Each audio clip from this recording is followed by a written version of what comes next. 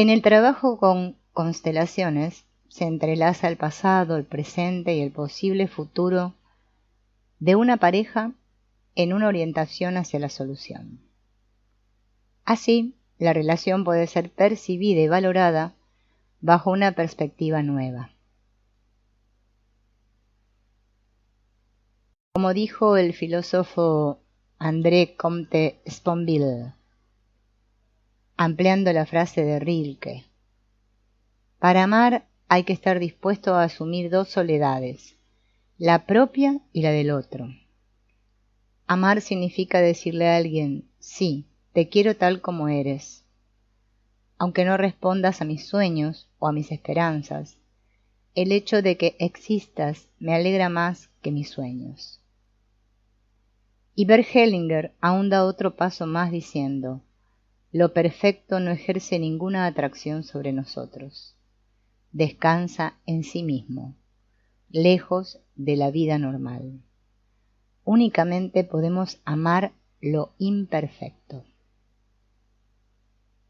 Durante 25 años de trabajo terapéutico con parejas, Bert Hellinger llegó a la conclusión de que muchos hombres y mujeres se encuentran atados a sus familias de origen por implicaciones transgeneracionales. Estas implicaciones, muchas veces experimentadas como especialmente dolorosas, suponen una carga abrumadora para la relación de pareja actual. El procedimiento de Hellinger, que abarca varias generaciones a la vez, destapa las implicaciones y las hace comprensibles para la pareja. Las posibilidades terapéuticas de solución, muchas veces sorprendentes, son documentadas mediante varios ejemplos que iremos dando a lo largo de este video y otros más. En su trabajo con las parejas, Bert Hellinger intenta descifrar este gran sueño para así abrir el camino del enamoramiento ciego al amor que mira y ve. El amor se logra a través de la comprensión de los órdenes fundamentales de la vida. Estos órdenes no se inventan, se descubren. Este fue el camino en el que se puede llegar a estos entendimientos, mirando durante mucho tiempo para finalmente desentrañar lo que ocurre cuando las personas actúan de una manera u otra, y mirando no solamente aquello que ocurre inmediatamente, sino aquello que transcurre a través de generaciones. Esta observación prolongada permite descubrir cuáles son los órdenes vigentes. Cuando hablamos de estos órdenes, se trata de mirar detenidamente para ver si realmente es así, aunque algunas afirmaciones puedan parecer chocantes, pero la realidad a veces está en contradicción con nuestros deseos.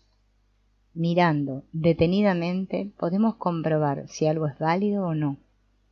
Y cuando surgen otras comprensiones nuevas, nos sometemos a ellas. Todos estos entendimientos son como la vida misma, que también fluye constantemente. Crecen paso a paso.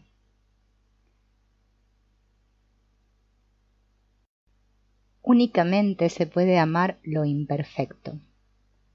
Lo perfecto no ejerce ningún atractivo sobre nosotros.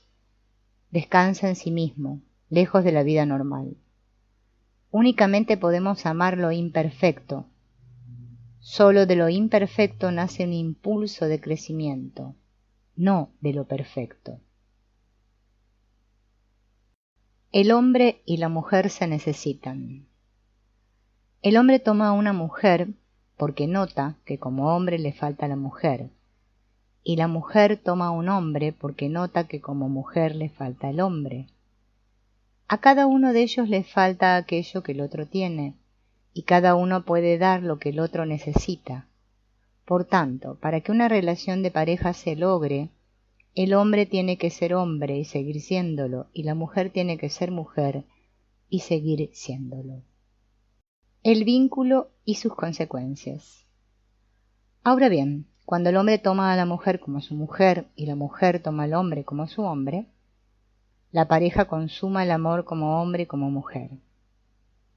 Esta consumación del amor tiene efectos profundos en el alma. A través de ella el hombre y la mujer se vinculan de manera indisoluble. Después ya no están libres, aunque lo quisieran. Veamos unos ejemplos. ¿Por qué resulta doloroso cuando una pareja se separa? ¿Por qué en una separación se dan estos enfrentamientos tan violentos? ¿Y por qué se producen esos sentimientos dolorosos de fracaso y de culpa en una separación? Todo esto se da porque existe un vínculo.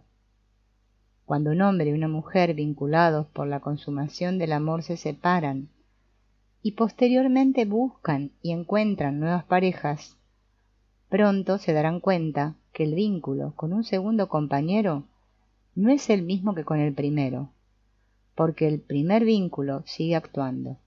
Así pues, también el sentimiento de dolor y de culpa en la separación de un segundo compañero es menor que con el primero, y con una tercera pareja aún es menor.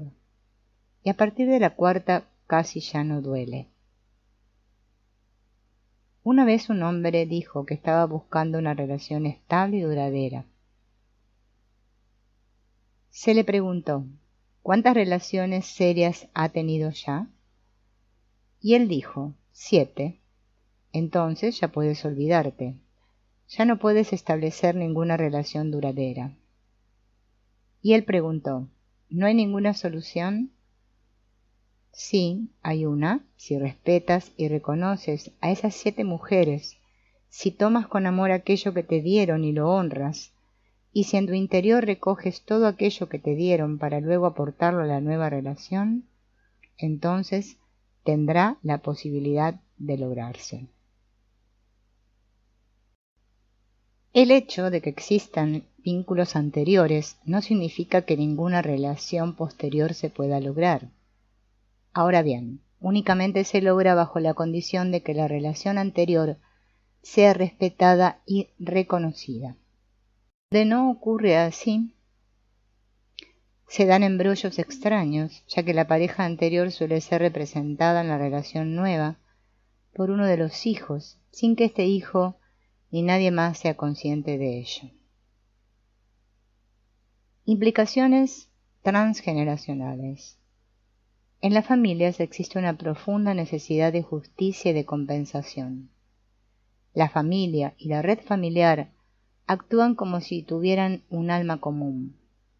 Esta alma común vela porque en la familia existe un equilibrio entre ganancias y pérdidas. Equilibrio este que abarca varias generaciones.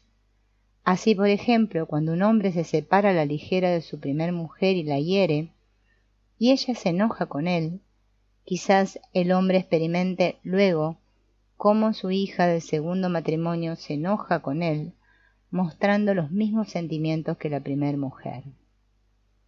La solución sería que este hombre le dijera a su primer mujer, «Fui injusto contigo, lo siento, reconozco todo lo que me diste.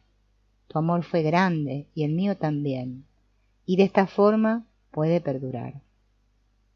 Actuando así se puede observar que la primera mujer se vuelve afable porque es respetada. El hombre aún le podría decir, «Mira, esta es mi nueva mujer, con ella tengo estos hijos, por favor, míranos con buenos ojos». Por regla general, la primera mujer está dispuesta a hacerlo de buena gana. De esta forma, el primer vínculo es disuelto de manera que pueda establecerse un vínculo nuevo. Si se trabajara en terapia con la hija, ella podría decirle al padre, «Esta es mi madre y yo soy su hija. Con tu primera mujer no tengo nada que ver. Yo me atengo a ustedes dos. Lo que hubo entre ustedes no me atañe. Por favor, mírame como hija tuya y yo te tomo como mi padre». A la madre le podría decir, «Tú eres la única verdadera para mí. Con la primera mujer de papá no tengo nada que ver. Por favor, mírame como tu hija y yo te tomo como mi madre.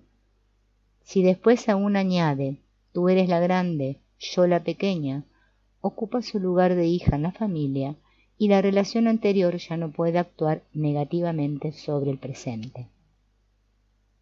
La grandeza de la sexualidad. A través de la consumación del amor se crea un vínculo profundo entre el hombre y la mujer. Este vínculo es indisoluble, pero no por el hecho de contraer el matrimonio, sino por la consumación del amor. Incluso en caso de incesto o de violación frecuentemente se crea este vínculo. Esto dice algo de la grandeza de la sexualidad. Algunos piensan que la sexualidad es algo abominable. En realidad, sin embargo, es un impulso poderoso e irresistible.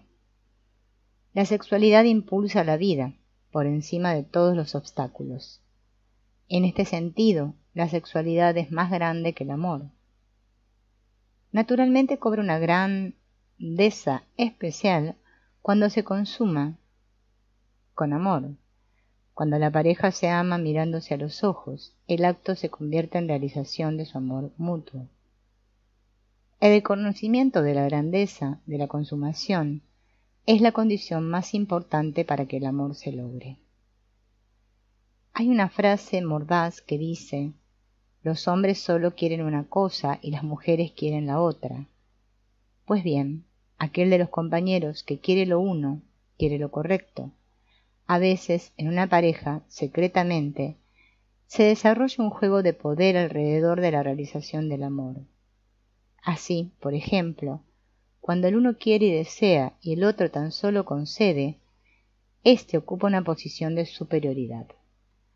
De esta manera, el compañero que necesita y desea queda relegado a una posición inferior, lo cual destruye el amor.